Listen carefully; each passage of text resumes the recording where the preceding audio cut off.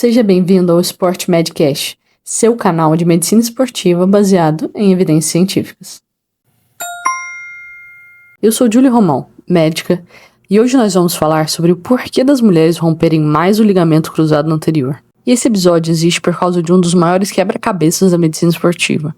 Em vários esportes, as mulheres rompem o LCA com uma frequência absurdamente maior do que os homens. E os números, eles falam de um risco que pode variar de 2 até 9 vezes maior. E hoje a nossa missão aqui não é só dizer o que acontece nesses casos, é entender por que isso acontece.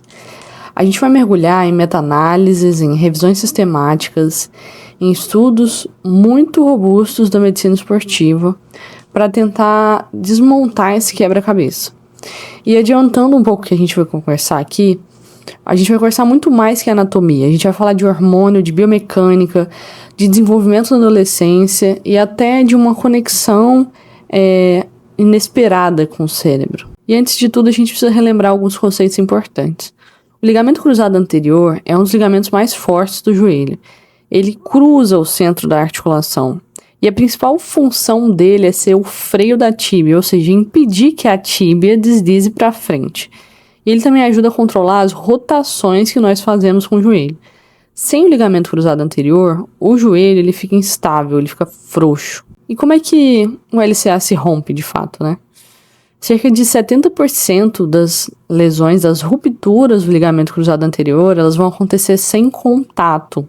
Ou seja, o atleta ou a pessoa ela vai se machucar sozinha. Isso acontece em alguns movimentos bem comuns do esporte.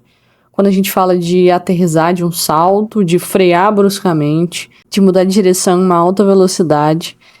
E é nesse processo de desaceleração com rotação que sobrecarrega o ligamento cruzado anterior e ele rompe. Se os músculos não estiverem preparados para absorver essa força, né? E aí quem acaba rompendo é o ligamento. Então, alguns esportes, eles acabam sendo de risco. Esportes que tem muito salto, muito corte, muita freada brusca, como futebol, basquete, handebol, ginástica também é outro. E aí, agora falando da diferença entre os sexos. Uma meta-análise de 2019 do grupo Montalvo fez uma coisa bem interessante. Ela separou os esportes pelo tipo de movimento. No futebol e no basquete, que são esportes que tem muito corte, muita mudança de direção, as mulheres tiveram uma média de 3 vezes mais risco de ruptura do LCA. Para cada homem que rompe o LCA, na prática, a gente espera cerca de 3 rupturas no time feminino. Nesse estudo, eles criaram uma categoria especial, que eram esportes com aterrissagem rotacional de alto impacto.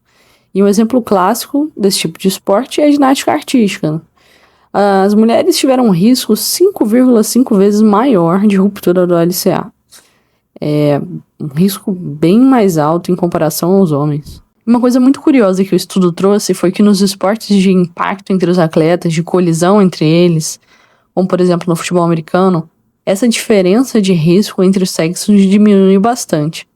E a teoria é que esses esportes eles têm uma lesão masculina de LCA muito mais associada pelo trauma direto em si entre os atletas do que pelo indireto, o que é diferente nos outros esportes, que predomina a lesão direta sem o contato entre os atletas. E é muito importante um detalhe que esses artigos trazem é que o risco aumentado da ruptura do LCA no sexo feminino ele não surge só na idade profissional. Nas atletas adolescentes, os dados são bem alarmantes também. Quando a gente pensa em futebol escolar, as mulheres têm um risco 3,1 vezes maior de ruptura, e no basquete, esse número sobe para 4,1 vezes maior. Então, quando a gente pensa no centro do problema, a adolescência surge ali como o momento principal, porque é durante o momento da puberdade que essa diferença de risco entre os sexos vai se estabelecer. Quando a gente fala de causa, não tem uma causa única para essa diferença. Os estudos mostram que são diversos fatores que estão relacionados tanto ao corpo, que são os fatores intrínsecos, quanto ao ambiente, que são os fatores extrínsecos. Dentre os fatores intrínsecos, os hormônios sempre foram os principais suspeitos desse processo, né? A teoria era que o estrogênio ele estaria relacionado a uma alteração do colágeno do ligamento, deixando ele mais frouxo em determinadas fases do ciclo menstrual. Quando a gente pensa na teoria, isso faz muito sentido, mas os estudos falam que essa teoria é inconsistente. E as revisões sistemáticas mostram uns resultados bem conflitantes nesse processo. A evidência, basicamente, ela não se sustenta. E recomendar uma mudança de treino baseada no ciclo menstrual para prevenir LCA, enfim, isso não é embasado na literatura. Por outro lado, quando a gente pensa na anatomia, as diferenças entre o sexo feminino e o masculino, elas existem. O quadril feminino é mais largo, o ângulo que é maior, mas nenhuma dessas alterações anatômicas sozinhas explica um risco tão maior de ruptura de LCA. Nesse processo a genética também está relacionada, mas tá só no começo, assim, são pequenos passos na literatura e nada disso também está relacionado diretamente a esse aumento substancial para o sexo feminino, né, de ruptura do LCA. E aí a gente chega no ponto crucial, assim, de avaliação dessa diferença entre os sexos. É o principal deles, a biomecânica do movimento. Não é tanto sobre o que o corpo é, como ele é sobre como que ele aprendeu a se movimentar. E uma revisão sistemática de 2024 mostrou uma coisa bem fundamental. Antes da puberdade, as mulheres e os homens, os meninos e as meninas, eles se movem de uma maneira muito similar. Mas depois da puberdade, isso muda. O padrão de movimento de risco altera. Então as mulheres, elas passam a aterrissar com menos flexão do joelho quando saltam, e elas apresentam uma maior adução do joelho, ou seja, o joelho cai para dentro quando elas aterrissam do salto. Esse é o famoso valgo dinâmico. Então, as atletas passam a ter mais valgo dinâmico depois da puberdade. E aí, quando a gente associa o valgo dinâmico com uma rotação da tíbia, isso vai acabar gerando uma tensão muito grande no LCA. E esse é um mecanismo clássico da lesão. Lembrando que é uma rotação da tíbia externa. Então, a perna ela roda para fora ou fica fixa, enquanto o resto do corpo ele gira para dentro. Só que esse movimento ele acaba sendo aprendido. As mulheres não nascem se movendo dessa maneira. Esse padrão ele é aprendido durante a adolescência. E a teoria que os meninos têm na puberdade, um maior ganho de força muscular por conta da testosterona. E as mulheres não têm esse mesmo ganho, então elas acabam usando estratégias um pouco menos eficientes para estabilizar o joelho do que os meninos. Só que uma notícia muito boa de tudo isso é que esse padrão, ele aprendido, pode ser modificado. E aqui vai entrar a prevenção desse processo todo.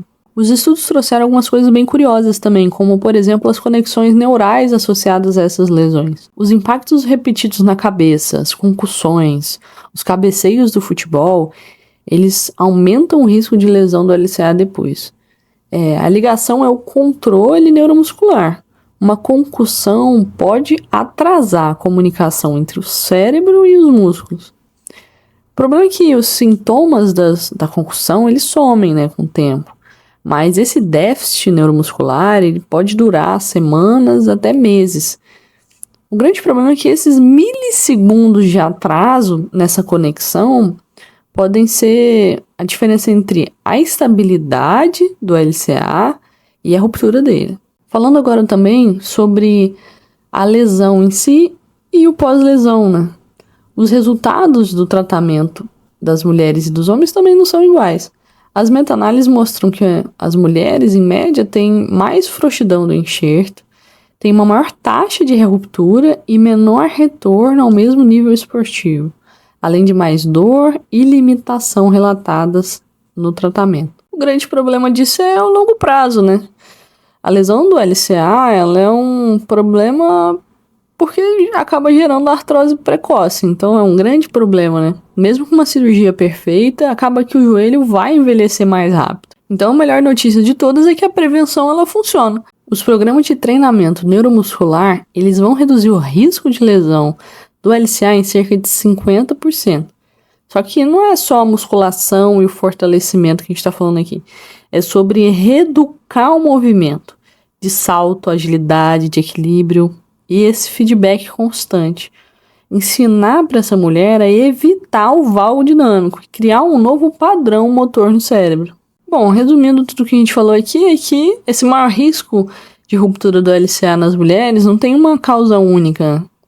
São vários fatores, biomecânico, hormonal, neurológico, fator associado ao desenvolvimento.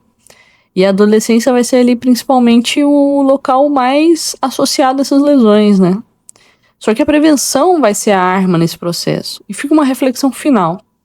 Se esses déficits neuromusculares, eles duram mais que os sintomas de uma concussão, será que nossos critérios de retorno ao esporte eles estão sendo suficientes? Talvez seja uma hora da gente não olhar só para a cabeça, mas para toda essa comunicação entre o cérebro e o corpo. Se esse conteúdo fez sentido para você, compartilha com alguém que esteja passando por esse processo. Esse foi o Sport Medcast, a ciência do esporte traduzida para você. Até o próximo episódio.